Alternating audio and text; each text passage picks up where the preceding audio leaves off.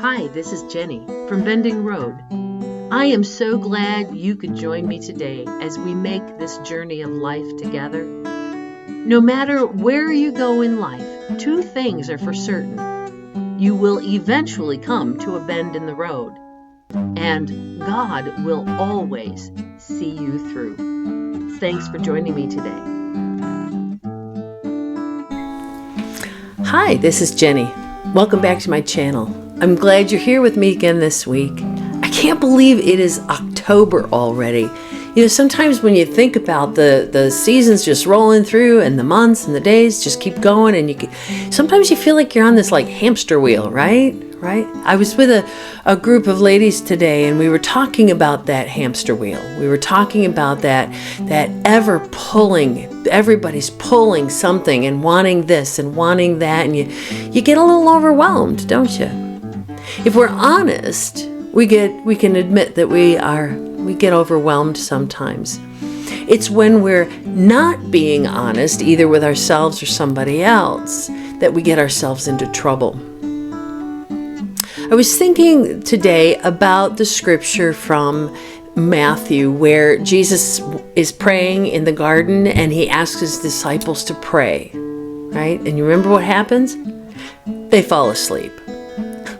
Why do they fall asleep? Because they're tired, right? There's a lot going on. There's a lot they've got to keep track of. And as Jesus says, the spirit is willing, but the flesh is weak. And when we don't take care of ourselves, when we don't manage our calendar, ease up on our commitments, stop committing to things that are not our responsibility or that we can't do, right? Because it's just too much, either because we don't have the ability to do it or because we just have too many other things on our plate. We need to balance those things. And when we're not doing that, the spirit may be willing, but the flesh is weak. Do you remember what Jesus says to the disciples before that? He says, watch and pray so that you will not fall into temptation. Watch and pray. To me, that's physical and spiritual. We need to watch, right? We do that with our eyes. We pay attention. You know, we're watching what's happening around us. We're aware of what's going on around us. And praying, of course, is something we do in our spirit. We do that. We talk with God. Yeah, we do it with our voice. You're right. If you're thinking that, well, we do that with our voice. You're right. But it's a spiritual activity, right? We have conversation with God. Watch and pray. Physical and spiritual. Pay attention to what's going on around you. Stay connected with God in conversation. Watch and pray so that you will not fall into temptation. It's hard to do either of those things if our flesh is weak, if we're not taking care of ourselves, if we have too many commitments, if we're pulled in a variety of different ways, right? So how do we do this? How do we pay attention? How do we watch? Well, I like the Hebrews passage, Hebrews 10, verses 23 through 25.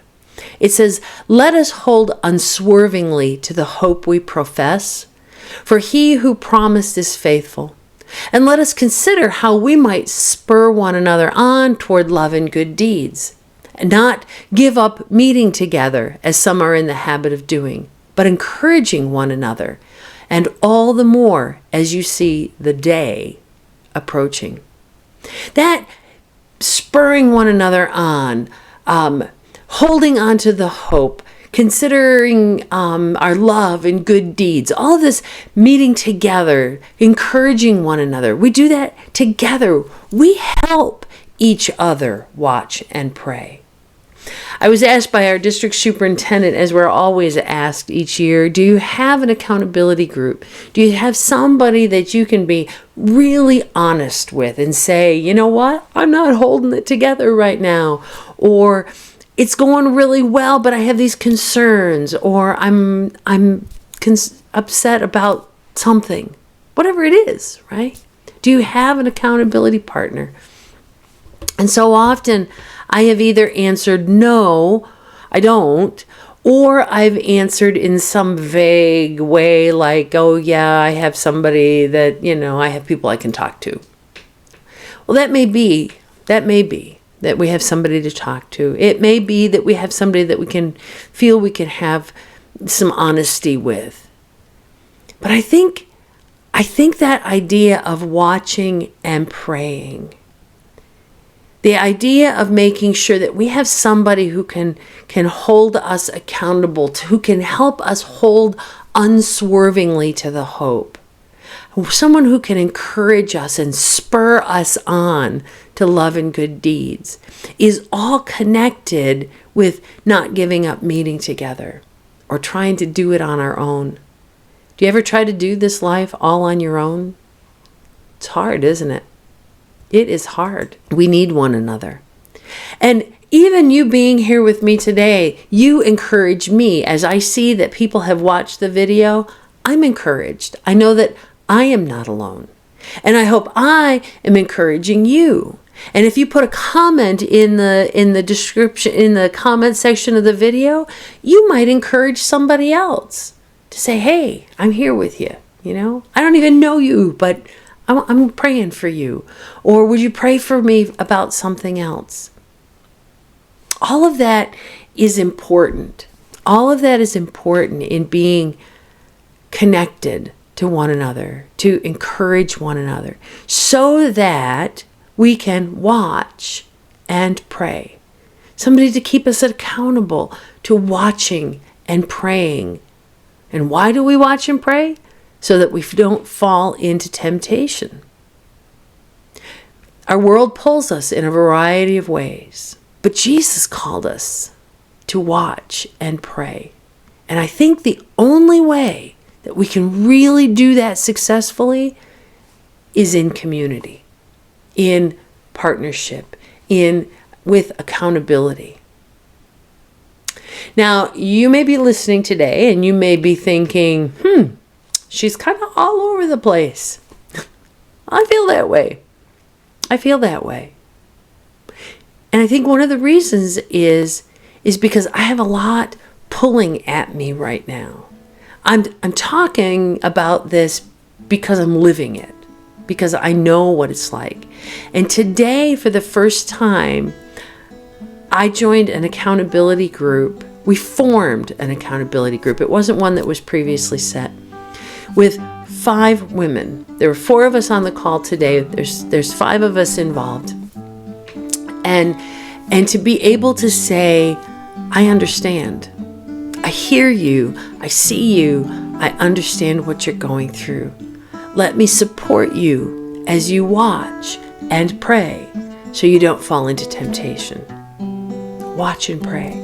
I wonder back in the garden, if when Jesus said, stay awake and pray, if the disciples had gotten together, kind of sat in a circle and I don't know, maybe they held hands, maybe they sang a rousing chorus of Kumbaya, I don't know. But what would have happened if they had encouraged one another and held each other accountable to watch and pray so they don't fall into temptation?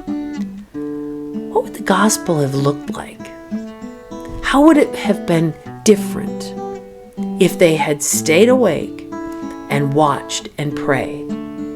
How might our lives be different if we stay awake and watch and pray with the support of one another? I do hope I've encouraged you today. I hope that you will find somebody who will help you watch and pray. Have a great week. I will see you right here next week on The Bending Road.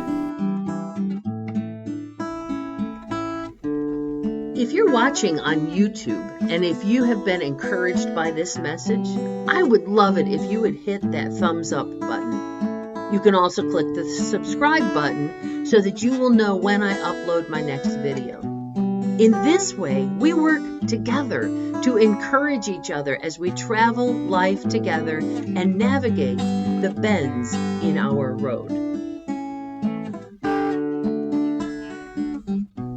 If you have not done so already, connect with me on my website or on Facebook and let me know how I can pray for you as you navigate the bend in your road.